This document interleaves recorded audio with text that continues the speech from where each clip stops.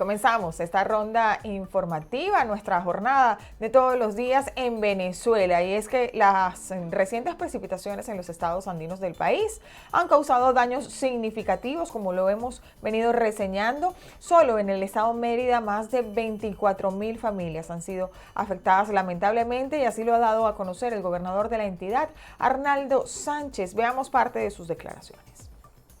Informarles que nosotros tenemos, producto a estas afectaciones, 10 municipios afectados, 24.127 familias que han sido afectadas directas o indirectamente en lo que corresponde al eje Páramo, Pueblo del Sur, al eje metropolitano, ¿no?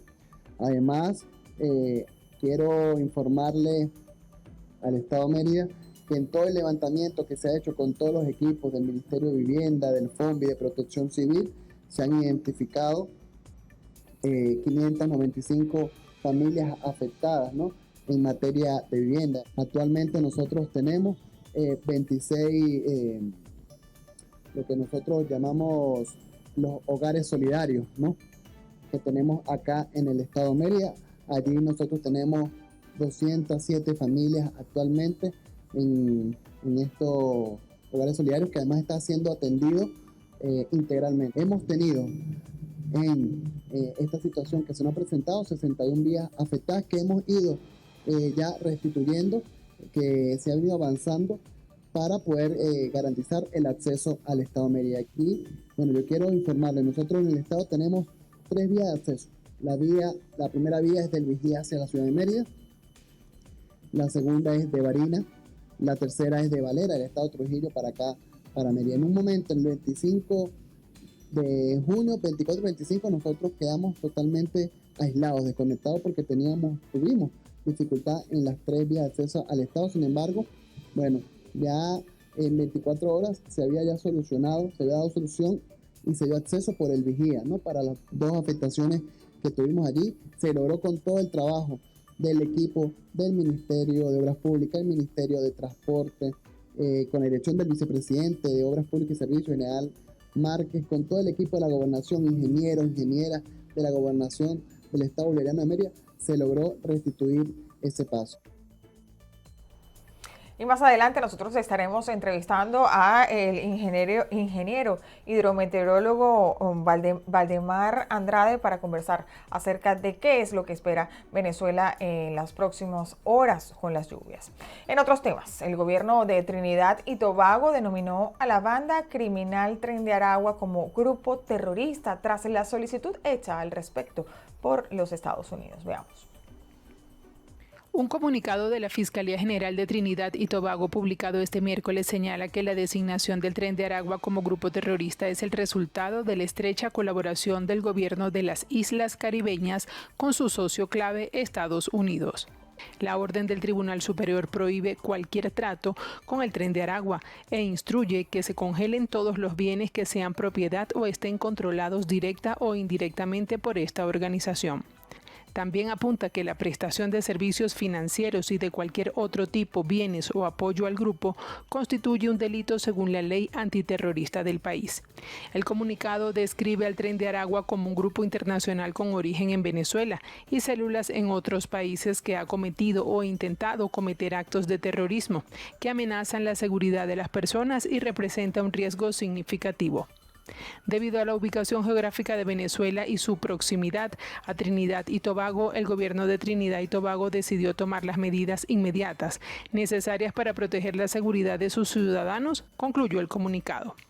La semana pasada, Perú, Estados Unidos y Argentina, junto a otros países, solicitaron a todos los miembros de la Organización de los Estados Americanos que declaren al Tren de Aragua como organización terrorista. Esto fue durante la 55 Asamblea General del organismo. Y partidos políticos de oposición fijaron su postura para rechazar la declaración emitida por la Asamblea Nacional de declarar persona non grata al alto comisionado de Derechos Humanos, Volker Turk. El partido político Primero Justicia condenó a través de sus redes sociales la decisión de la Asamblea Nacional de Venezuela propuesta por Jorge Rodríguez de declarar persona no grata al alto comisionado de Derechos Humanos de la ONU, Volker Turk. Expresó Primero Justicia que el régimen de Maduro prefiere aislarse antes que rendir cuentas. La tolda aurinegra asegura que reafirma su compromiso con la justicia y la verdad. Indicaron que más pronto que tarde habrá justicia para Venezuela y los venezolanos. Por su parte, Voluntad Popular expresó también a través de su cuenta en X que con la postura del Parlamento venezolano confirman el carácter autoritario y criminal del régimen que durante tantos meses ha documentado la oficina del Alto Comisionado. Indicaron que Nicolás Maduro no tiene el más mínimo interés en investigar, detener, ni mucho menos hacer justicia en los graves casos de violaciones de derechos humanos que han cometido. La tolda naranja agregó que las víctimas de violaciones de derechos humanos en Venezuela necesitan el acompañamiento de la oficina, así como medidas urgentes de las Naciones Unidas en contra de los responsables de las violaciones de derechos humanos en Venezuela. La Asamblea Nacional, controlada por el chavismo, declaró este martes persona no grata al alto comisionado de la ONU para los Derechos Humanos, Volker Turk, y a los miembros de su oficina, al acusarlos de guardar silencio sobre los 252 migrantes secuestrados en El Salvador y los 18 menores de edad retenidos en Estados Unidos. El viernes, Volker Turk advirtió en un informe que las libertades fundamentales en Venezuela han sufrido un importante deterioro en 2024 y 2025, en el contexto de las presidenciales y parlamentarias celebradas en estos años, y que diversas personas han sido objeto de detenciones arbitrarias, violaciones del debido proceso y desapariciones forzadas, en medio de continuas denuncias de tortura y malos tratos. Y las autoridades de la Universidad Central de Venezuela propusieron este miércoles un diálogo constructivo entre representantes del Ministerio de Educación Universitaria y las universidades, basado en los principios de la equidad y la calidad. El planteamiento de la Casa de Estudios se dio a conocer por medio de un comunicado en la cual las autoridades universitarias recuerdan que el Consejo Nacional de Universidades aprobó la eliminación de las pruebas internas o diagnósticas como parte de los procesos de admisión a las universidades públicas, decisión que se adoptó en contra de algunos rectores, entre ellos el de la UCB, Víctor Rago.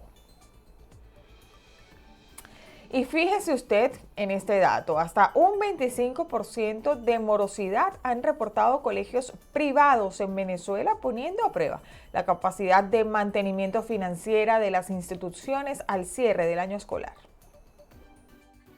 La inestabilidad económica que atraviesa Venezuela durante el año 2025 ha impactado en gran medida a los colegios privados del país, que han reportado una morosidad del 25%, porcentaje que llegó hasta 40% en el punto más crítico a mediados de marzo.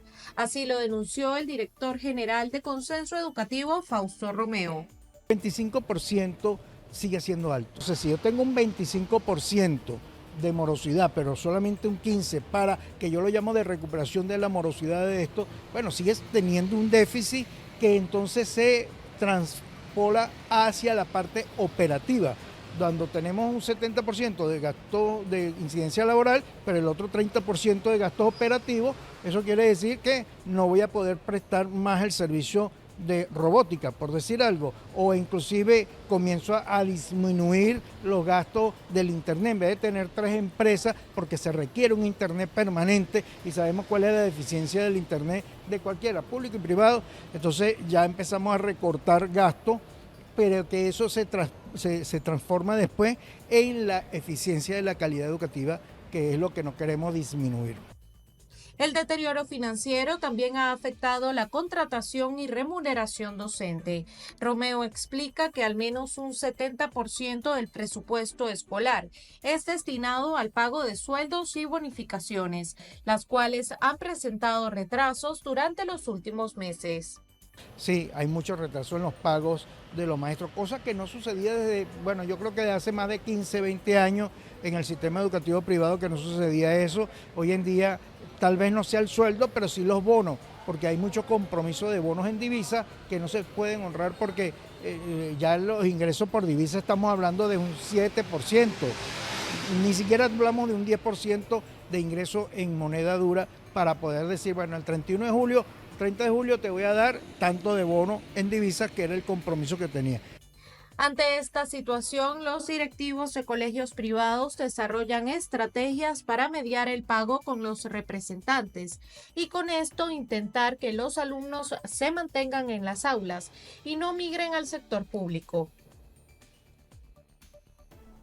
Y nuevamente los temas migratorios son noticia, y es que un juez federal en Washington, D.C. emitió un fallo contra la prohibición a las solicitudes de asilo en la frontera sur impuesta por el presidente Donald Trump el pasado mes de enero. El juez Randolph Moss estipuló que la decisión del republicano excede los poderes presidenciales y viola la ley de inmigración de Estados Unidos, que permite a los migrantes solicitar asilo cuando están en suelo estadounidense.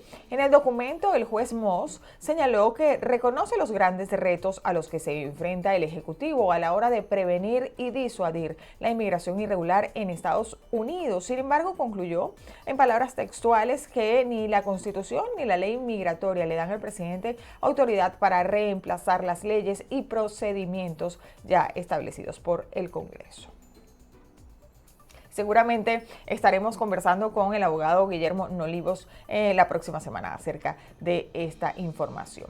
Y el Ministerio de Interior y Justicia informó este miércoles la llegada a Venezuela nuevamente de 204 venezolanos migrantes en un vuelo de deportación desde Estados Unidos. El grupo, según lo publicado en la red social Instagram, estaba integrado por 157 hombres, 35 mujeres y 12 niños que al llegar al Aeropuerto Internacional Simón Bolívar de Maiquetía recibieron la atención médica correspondiente por parte de instituciones públicas. Este sería el vuelo número 39 desde el mes de enero, cuando los gobiernos de Estados Unidos y Venezuela firmaron finalmente un acuerdo para deportar migrantes, a pesar de que ambos países suspendieron relaciones diplomáticas, recordemos, en el año 2019.